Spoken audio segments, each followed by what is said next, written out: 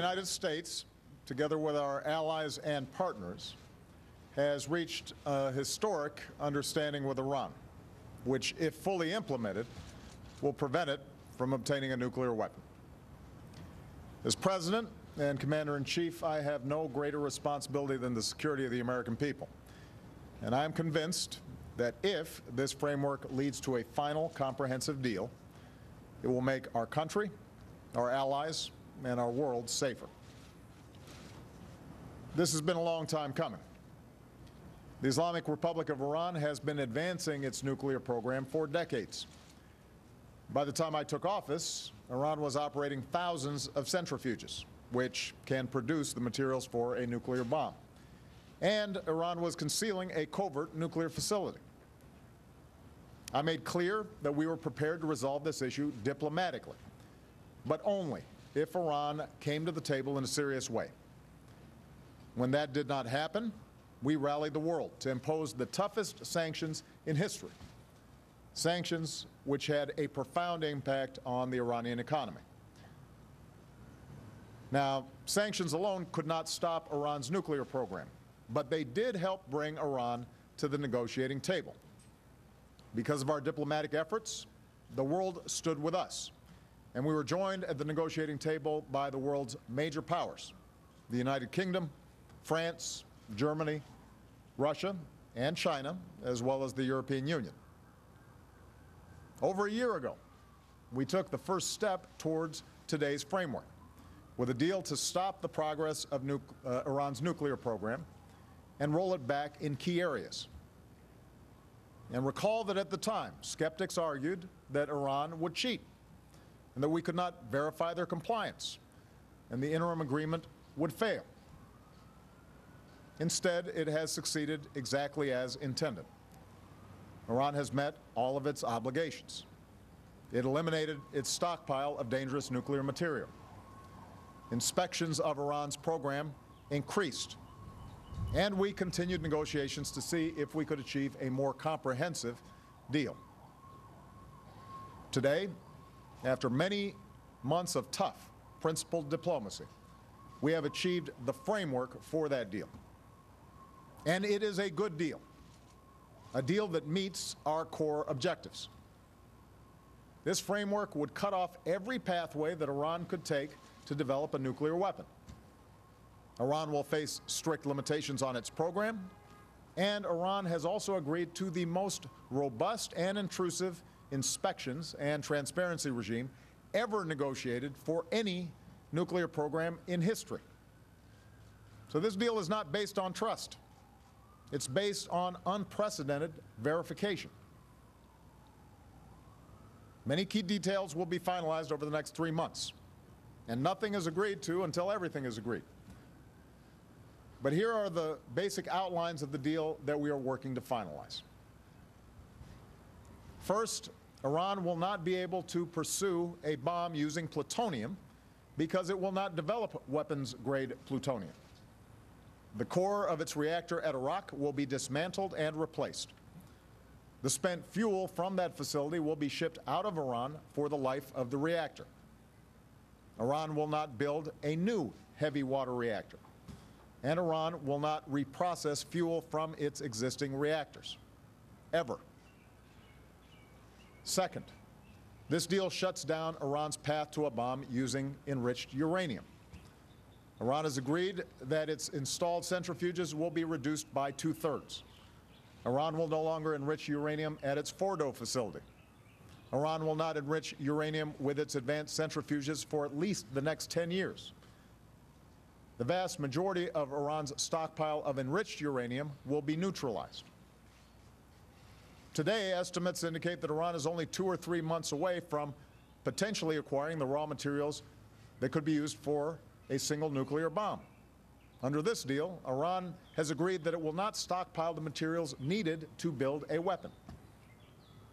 Even if it violated the deal, for the next decade at least, Iran would be a minimum of a year away from acquiring enough material for a bomb. And the strict limitations on Iran's stockpile will last for 15 years. Third, this deal provides the best possible defense against Iran's ability to pursue a nuclear weapon covertly, that is, in secret. International inspectors will have unprecedented access not only to Iranian nuclear facilities, but to the entire supply chain that supports Iran's nuclear program, from uranium mills that provide the raw materials to the centrifuge production and storage facilities that support the program. If Iran cheats, the world will know it. If we see something suspicious, we will inspect it. Iran's past efforts to weaponize its program will be addressed. With this deal, Iran will face more inspections than any other country in the world.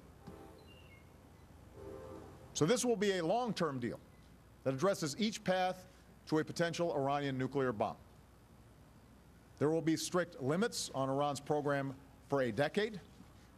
Additional restrictions on building new facilities or stockpiling materials will last for 15 years. The unprecedented transparency measures will last for 20 years or more. Indeed, some will be permanent. And as a member of the Nuclear Non-Proliferation Treaty, Iran will never be permitted to develop a nuclear weapon. In return for Iran's actions, the international community has agreed to provide Iran with relief from certain sanctions. Our own sanctions and international sanctions imposed by the United Nations Security Council. This relief will be phased as Iran takes steps to adhere to the deal. If Iran violates the deal, sanctions can be snapped back into place. Meanwhile, other American sanctions on Iran for its support of terrorism, its human rights abuses, its ballistic missile program, will continue to be fully enforced. Now let me reemphasize, our work is not yet done. The deal has not been signed. Between now and the end of June, the negotiators will continue to work through the details of how this framework will be fully implemented, and those details matter. If there is backsliding on the part of the Iranians, if the verification and inspection mechanisms don't meet the specifications of our nuclear and security experts, there will be no deal. But if we can get this done, and Iran follows through on the framework that our negotiators agreed to, we will be able to resolve one of the greatest threats to our security, and to do so peacefully. Given the importance of this issue, I have instructed my negotiators to fully brief Congress and the American people on the substance of the deal. And I welcome a robust debate in the weeks and months to come. I am confident that we can show that this deal is good for the security of the United States, for our allies, and for the world. For the fact is, we only have three options for addressing Iran's nuclear program. First, we can reach a robust and verifiable deal, like this one, and peacefully prevent Iran from obtaining a nuclear weapon. The second option is we can bomb Iran's nuclear facilities, thereby starting another war in the Middle East and setting back Iran's program by a few years. In other words, setting it back by a fraction of the time that this deal will set it back. Meanwhile, we'd ensure that Iran would race ahead to try and build a bomb. Third, we could pull out of negotiations, try to get other countries to go along and continue sanctions that are currently in place or add additional ones, and hope for the best, knowing that every time we have done so, Iran has not capitulated, but instead has advanced its program, and that in very short order, the breakout timeline would be eliminated, and a nuclear arms race in the region could be triggered because of that uncertainty. In other words, the third option leads us very quickly back to a decision about whether or not to take military action, because we'd have no idea what was going on inside of Iran. Iran is not going to simply dismantle its program because we demand it to do so. That's not how the world works, and that's not what history shows us. Iran has shown no willingness to eliminate those aspects of their program that they maintain are for peaceful purposes, even in the face of unprecedented sanctions. So should negotiations collapse because we, the United States, rejected what the majority of the world considers a fair deal, what our scientists and nuclear experts suggest would give us confidence that they are not developing a nuclear weapon, it's doubtful that we can even keep our current international sanctions in place. So when you hear the inevitable critics of the deal sound off, ask them a simple question. Do you really think that this verifiable deal, if fully implemented, backed by the world's major powers, is a worse option than the risk of another war in the Middle East? Is it worse than doing what we've done for almost 2 decades with Iran moving forward with its nuclear program and without robust inspections?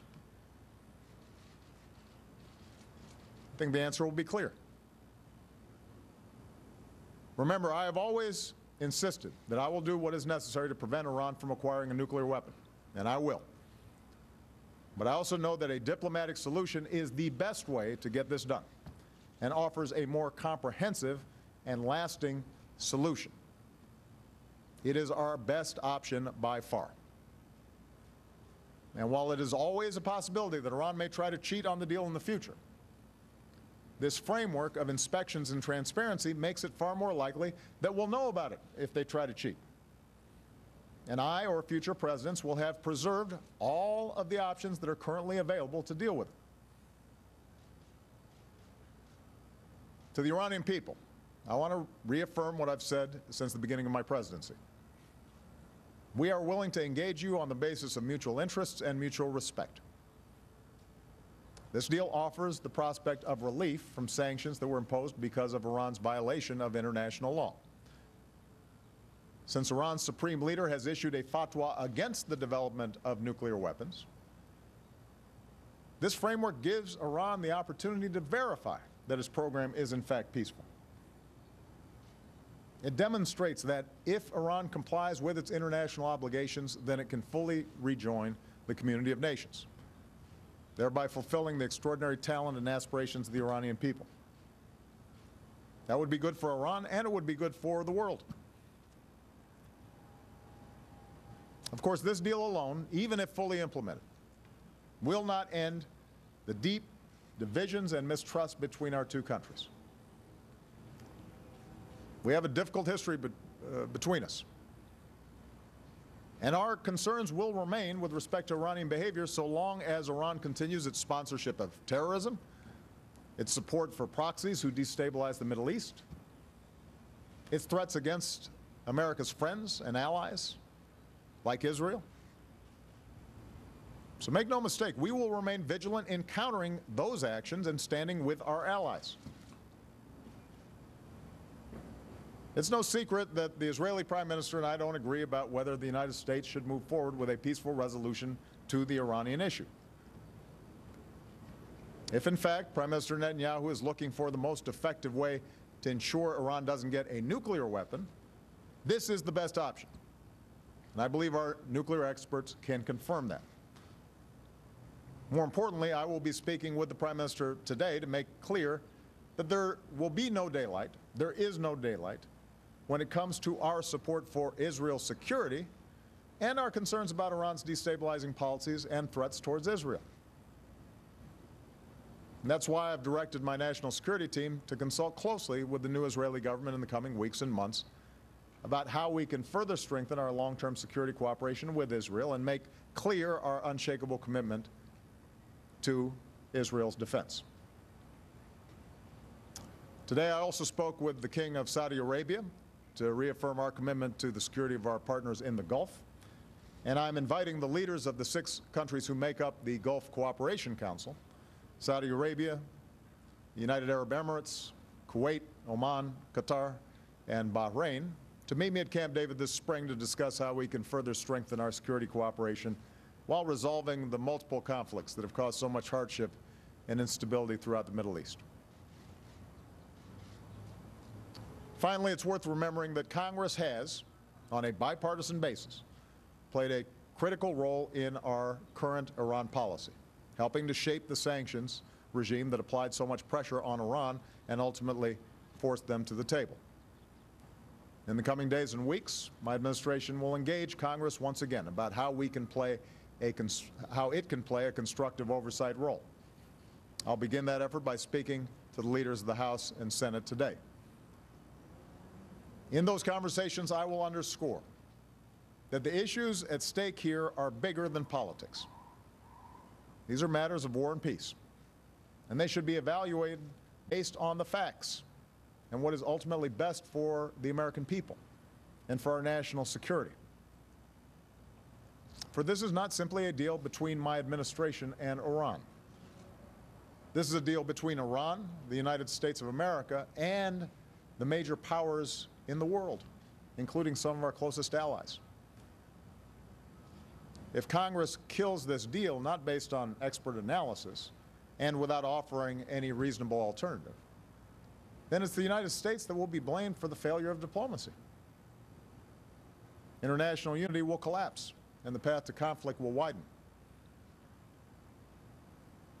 The American people understand this, which is why solid majorities support a diplomatic resolution to the Iranian nuclear issue.